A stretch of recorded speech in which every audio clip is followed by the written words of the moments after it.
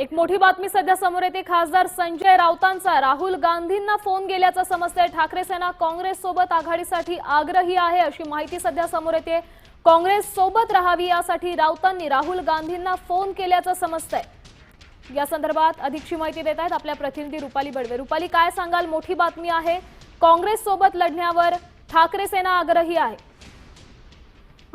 महापालिका निवडणुकीच्या अनुषंगाने सध्या यांचे खर्च सुरू आहेत आणि याच अनुषंगाने मुंबईमध्ये सुद्धा महाविकास आघाडी एकत्र राहावी यासाठी खरं तर शिवसेना आणि राष्ट्रवादीकडून सातत्याने प्रयत्न केले जात आहेत। याच्यापूर्वी आपण पाहिलं तर काँग्रेसने आम्ही एकच लढणार त्यांनी जाहीर केलेला आहे। मात्र आपण पाहत आहोत की संजय राऊत जे शिवसेनेचे खासदार आहेत त्यांनी आता थेट राहुल गांधी यांच्याशी चर्चा सुरू केलेली आपल्याला माहिती मिळत आहे।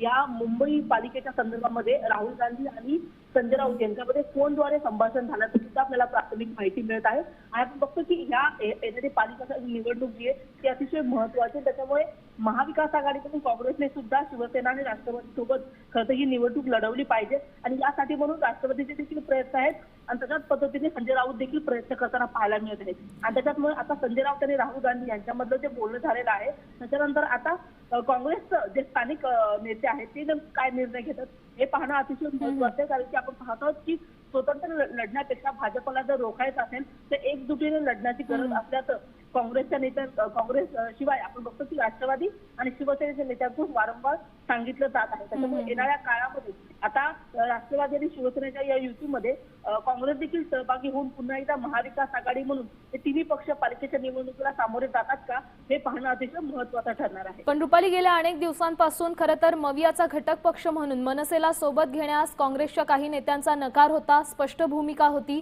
त्यानंतर आता राहुल गांधींसोबत बोलल्यानंतर काही स्थिती बदलण्याची चिन्ह आहेत का? आपण जर पाहिलं तर या सगळ्या संदर्भात आपण याच्यापूर्वी सुद्धा मुंबई अध्यक्ष वर्षा गायकवाड असतील किंवा महाराष्ट्राचे प्रभारी असतील रमेश चन्नीथाला यांच्याशी देखील संवाद साधलेला होता।